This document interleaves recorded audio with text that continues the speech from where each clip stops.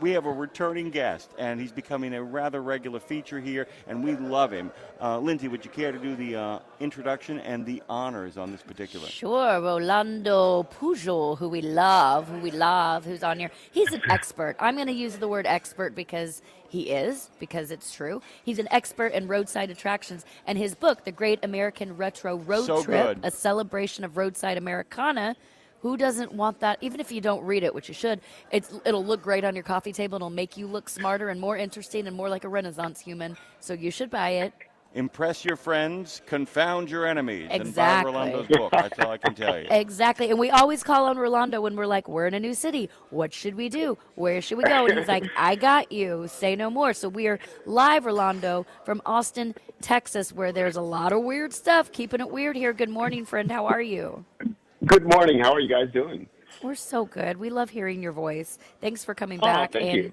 And will you move in with us? Because we're in a new city all the time. So we need you. I mean, listen, you guys are living the dream. I'd love to be in a new city all the time. You know, I mean, I've been tethered to my office here in New York for a while. I'm itching to get out there. So, you know, I'm living vicariously through this show. Well, someone's got to keep the lights on. Someone's got to work around here, Rolando. So thankfully it's you. I'll let you know that yesterday we had on somebody from the he owns the Cathedral of Junk out here outside of Austin. Oh, yes.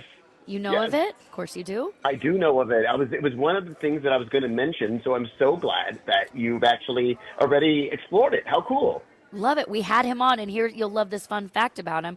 Vincent Hanneman is his name. He does not, Claire, who booked him for us, said, I think he has a flip phone, because literally it was like, couldn't get a hold of him. He has no social media. He has no website. And we asked him, how can people come see the Cathedral of Junk? He's like, I don't know, just call my telephone. He said telephone. Call my telephone number. We gave his number out on air. His number. He's like, sometimes I answer it, sometimes I don't. I'm like, and there you have it. There you have it, yeah. It's one of those places where you kind of like just have to sort of show up and hope that you can get in or take some pictures from the sidewalk or whatever. But how cool is that? That's wild. Yeah, and he's also, I didn't realize this, but his kind of commitment to not using plastics, that he really wants to make sure that the material in it harkens back to an earlier America. It's not just a matter of how it looks, but he is really, really obsessed with a lot of things that kind of have made their way away from us over the last 50 or 60 years. So all the kind of, all the vents at the top of houses, there's a lot of that there. There's a couple of surfboards in the mix as well, too. Some heavy boards, from what I understand. So it's a really kind of groovy thing that so much of all these roadside attractions are almost this kind of genuine, honest attempt to preserve the kitsch history of the United States of America. I've noticed that, too. In your book, there's a lot of the people who are committed to this are committed to kind of preserving stuff that at the time was considered tacky, and now people go, God, I wish we were tacky like that these days, right? Absolutely. It's funny, right there in Austin, there's another place that's sort of in a similar vein to the Cathedral of Junk. It's called, I don't know if you guys have had a chance to go yet, it's called the Sign Bar. And basically it's a bar. Yeah, no, this place is wild, and they've got dozens and dozens of these old neon signs or old statues from Bob's Big Boy, the Genie Car Wash, and these other kinds of places. And you just go there, admire the signage, get a little history, but then also have a bite, have a drink. It's a really, really fun place. And again, it's one of these totally fully immersive places that brings you into this kind of roadside culture that that has become so endangered, but that now more than ever is sort of being re-embraced and being rediscovered, which I think it bodes well for it. I hope. Rolando, why do you think Austin, and I'm from Texas, I'm from Dallas, but spent a lot of time in Austin. I love Austin, especially the surrounding areas, having like access to the scene. Same thing with Nashville. I love being 30 minutes away from Nashville, so like access to it, but not in the craziness all the time. Why do you think Austin, though, like has the the keep it weird stamp, and that it's such it specifically became the colorful, almost caricature of Texas? Why is that to you? Yeah, it was so interesting. I think a lot of it is, it's one of those things where obviously you don't have anything until you have the foundation is the natural surroundings, the look and feel of the place, right?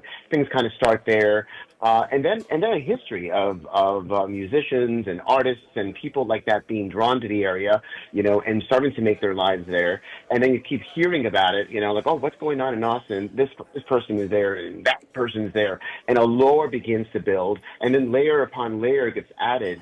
I mean, for so many Americans, I'm a Gen Xer. When I think of Austin, I think of just the incredible music. I think of Stevie Ray Vaughan. I think of Austin City Limits, which is there. It is. It's a long. There it is, right? Yeah. The longest running music show on television since 1975, which is crazy, and it's still on the air. And so you just hear Austin. It's one of those places that automatically kickstarts something in your head. It kind of means something, and you kind of want to go there to kind of experience it for yourself. That's when I first went, and it was while doing research for this book. I was blown away. And sadly, I was only able to stay for like half a day. It was a very quick trip, but I packed a lot into those like 6 or 7 hours.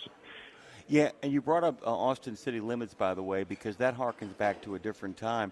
Because, Lindsay and Tara, Lindsay was kind of catching up Tara on what Hee Haw was back in the day. And, so many Americans. Tara's 25. So we forget 25. sometimes when we reference things that she's like zero clue what you're talking about right now. And that's one of those unnecessaries. Like, Tara should understand the importance of Monday Night Football. I don't care whether she likes football or not.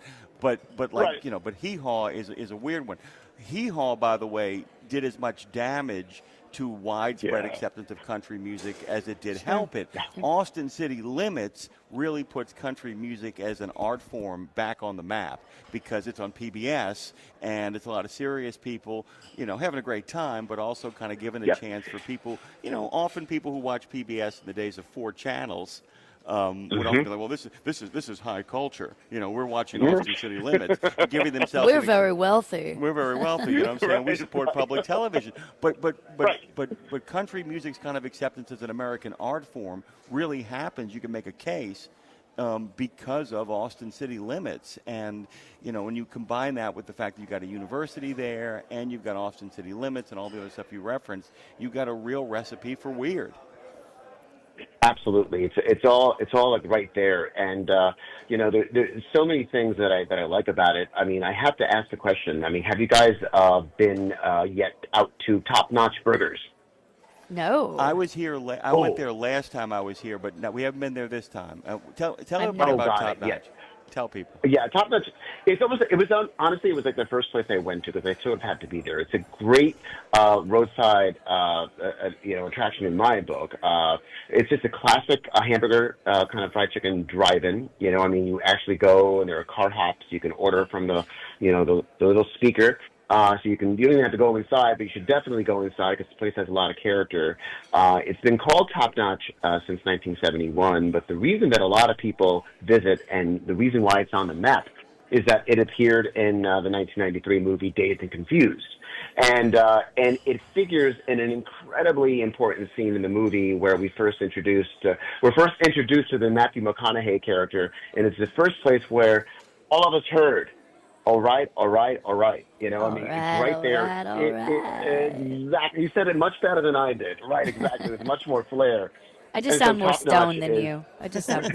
There you go. Exactly. Well, I have to go into the office now, so whatever. But yeah, no, it's so cool. And they just opened another location in a suburb of Austin called Hutto. So they seem to be doing great, and it's nice to see a family-owned roadside legacy business doing so well.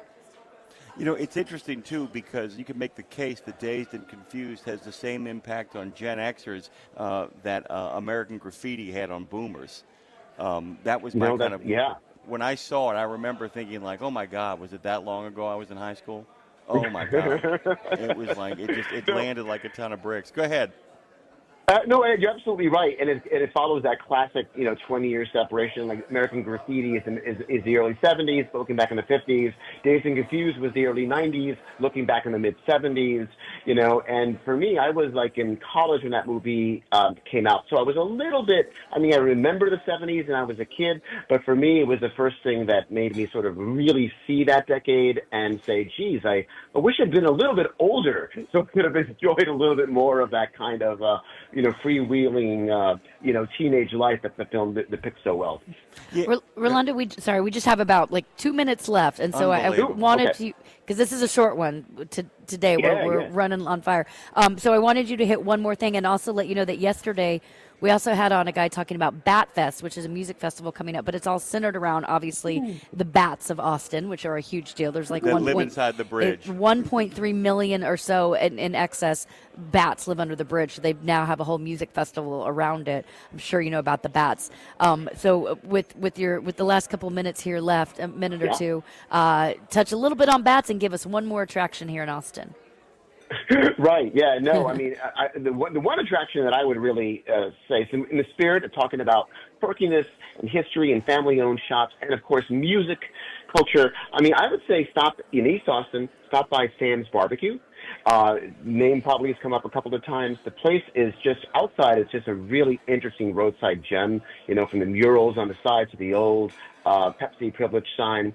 But the story behind the place is just great. The food's, of course, incredible, Texas barbecue, but the history is fantastic, and there's a very deep tie to Stevie Ray Vaughan, who, of course, lived in Austin and was sort of an adopted son of the city, and he was sort of an adopted son of this place, of the mother of the owner, Brian Mays, Irma Mays. She once described him with great love. She adopted Stevie Ray as her son, not by blood, but by love, which is great. And that place is a survivor because you go in there and it's just got layers and layers of stuff and pictures everywhere. But the place burned down in a fire in 1992, and with it went a lot of memorabilia, including signed pictures of Stevie Ray Vaughan. He had, of course, died in that terrible helicopter crash in 1990.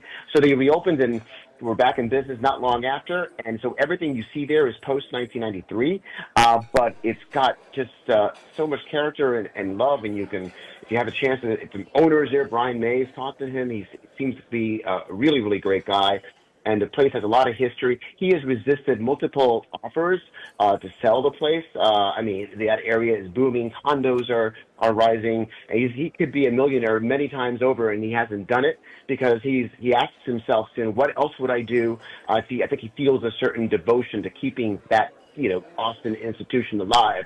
So if there's one place to stop by, there's many great places for barbecue, but this one has a lot of interesting layers of history, that nice tie to Austin music history as well.